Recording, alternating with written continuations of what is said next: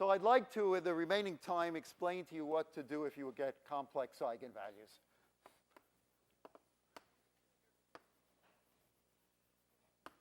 Now, actually, the answer is follow the same program. In other words, if you solve the characteristic equation and you get a complex root, follow the program, calculate the corresponding complex eigenvectors. In other words, solve the equations. Everything will be the same except that the eigenvectors will turn out to be complex, that is, have complex entries. Don't worry about it. Then form the solutions. The solutions are now going to look, once again, like alpha times e to the a plus bi t. So this will be complex, and that'll be complex too. This will have complex entries. And then finally, take the real and imaginary parts. Those will be real, and they will give real and two solutions. In other words, the program is exactly like what we did for second-order differential equations. We used the complex numbers, got complex solutions, and then at the very last step, we took the real and imaginary parts to get two real solutions out of each complex number. So I'd like to give you a simple example of working that out. And it's the system x equals x prime equals x plus 2y and y prime equals minus x minus y. Well, I told the other class, I gave them a little model they could think about, just to clothe it in a little dress. And you'll be mad if I don't give it to you, too. So, yeah.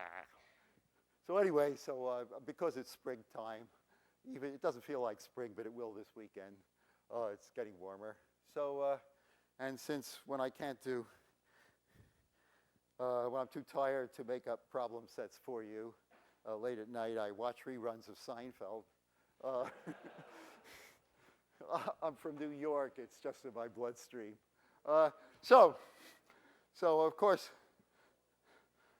the most interesting character on Seinfeld is the one currently selling Kentucky Fried Chicken on television, George.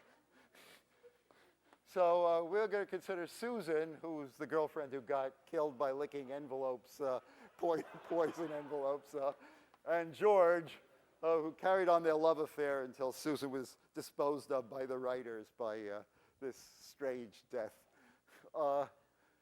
And we're going to consider X as modeling Susan's love for George.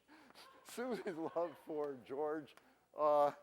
That's X and George's love for Susan. That will be Y. Now, I don't mean the absolute love. So if X and Y are 0, I don't mean that they don't love each other. I just mean that that's the equilibrium value of the love. Everything else is measured as departures from that. So 0, 0 represents the normal state, the normal amount of love. If love is measured, I don't know what love units are, but hearts, I guess, and 6 hearts, let's say. Now, in what sense does this model it? Well, this is a normal equation, and this is a neurotic equation. That's why this is George, and this is Susan, who seemed very normal to me. Susan's a normal person. When Y is positive, that means George seems to be loving her more today than yesterday, and her natural response is to be more in love with him. Yeah, that's what most people are. If Y is negative, hey, what's the matter with George? You don't feel so good. Well, maybe something wrong with him. She gets a little mad at him, and this goes down. X prime is negative. And the same way, why is this positive? Well, it's because, again, it's a psychological thing, but all the world loves a lover. When Susan's in love, as she feels X is high, that makes her feel good. And, she loves everything, in fact, not just George. It's one of those things. You all know what I'm talking about. Now, George is, of course, is what makes the writers happy. George is neurotic, and therefore he has exactly the opposite. Okay, he sees one day that he feels more in love with Susan than he was yesterday. Hey, does this make him happy? Not at all. Not at all. Why? It makes y prime more negative. Why? Because all he can think of is that, my God, suppose I'm really in love with this girl, but suppose I marry her, you know. Oh, my God, 40 years of seeing the same person at breakfast all the time. I must be crazy. And so it goes down. And the same thing with himself. I'm sorry, I was referring to Susan here. How about himself? Well, that's the Groucho Marx phenomenon, you know. Groucho Marx, one of his many famous things, he said, he wouldn't join any club that would admit him. You have to understand, that's New York humor. In short, George's reaction to seeing that George, is in love with Susan is more than yesterday. His reaction is, there must be something wrong with me. You know, how could she love I know I'm no good. How could she love a person like me? There's, there must be something wrong with her. Love goes down. All right, so here's our neurotic model, and the question for differential equations is, what do the solutions to that look like? In other words, how does, in fact, their love affair go? Now, there's a reason why the writers picked that model, as you'll see. It means they were able to get a year's worth of episodes out of it, and why is that so? Well, let's solve it. The characteristic equation is lambda squared. The trace, the matrix that governs this system is A equals 1, 2, -1, -1, right? The trace of that matrix, the sum of the diagonal elements, is 0. So there's the 0 lambda here. The determinant, which is the constant term, is -1 minus -2, which is +1. So the characteristic equation, by calculating the trace and determinant, is lambda squared plus 1 equals 0. Ta-da! The eigenvalues are plus or minus I. Now, you don't have to pick both of them, because one will lead to essentially the same. So the negative one will lead to essentially the same solutions, but with negative signs. So either one will do, just as when we solve second-order equations. The system for finding the eigenvectors, but we're going to have to accept a complex eigenvector. What's the system going to be? Well, I take the matrix and I subtract I, so we'll use I. Subtract I from the main diagonal. So the system is 1 minus I times A1 plus 2A2 is 0. And let's, for good measure, write the other one down too. It is negative A1 plus minus 1 minus I. Okay? Minus 1 minus I. A2 is 0. Now, these equations are supposed to be dependent. One is supposed to be a multiple of the other. They certainly don't look like that, but let's not give up. What should I multiply this by to get that? Well, I should multiply it by 1 minus I.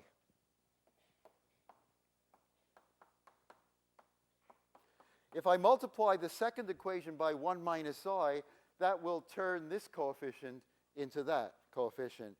What does it do to this coefficient? In other words, what's minus 1 minus I times 1 minus I? Well, let's just multiply it out. It's minus 1 minus I plus I squared, which is minus 1, so it's minus 2. So if I multiply, did I make I minus 1, thank you. Okay, so that's as I switch the sign of that. Assuming I did right the first time, it must come out to be 2. Now, so in other words, if I multiply this by I minus 1, I get 2. So it, in fact, is a complex. Of course, it's a constant, it's a complex number times that I have to use as the constant factor, but nonetheless, the two equations are dependent. One is just a constant multiple of the other. Okay, then what's the solution? Well, you get the solution by the usual way. Let's take A1 equal to 1. Take A1 equal to 1, then what's A2? A2 is 1 minus I divided by 2 from the first equation. So the solution, the complex solution, is 1 minus I over 2 times e to the it. Now you have to take the real and imaginary parts of that. Okay, now this is the only part which technically I would not trust you to do without having someone show you to do it. What do?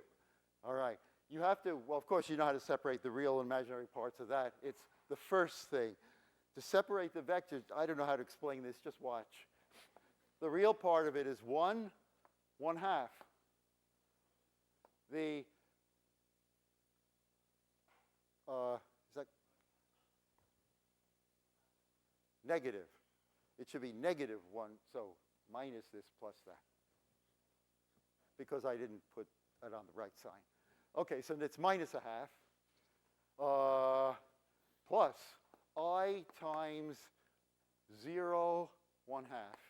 Anybody want to fight? 1 plus I times 0 minus a half plus a half times I. Okay, so how I did that? Okay, when you do these problems, you do it the same way. But don't ask me to explain what I just did. So here it's cosine t plus I sine t. And so the only things is to take the real. Let's take, beg pardon, question, is something wrong? Okay, the real part. So the real part will give me one solution. The imaginary part will give me another. Since I have a limited amount of time, let's just take the real, calculate the real part. What is it? Well, it's this. It's 1 minus a half times cosine t. I squared is negative 1. So minus 0, 1 half, the negative 1 from the I squared times sine t. Now, what solution is that? That is, so this is x, y. So what it is x equals, take the final step. It doesn't have to look like that. X equals cosine t. Do you see that? X equals cosine t plus 0 times sine t. What is y? Y is minus a half times cosine t minus a half times sine t. Cosine t plus sine t.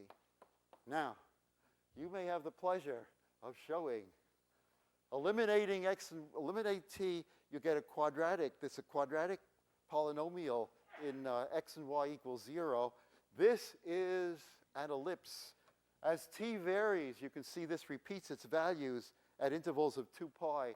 This gives an ellipse. And if you want to use a little program, computer program, that linear phase, this isn't in the assignment, but the ellipses look like this. And they go around that way. And that's the model of George and Susan's love. X, Susan.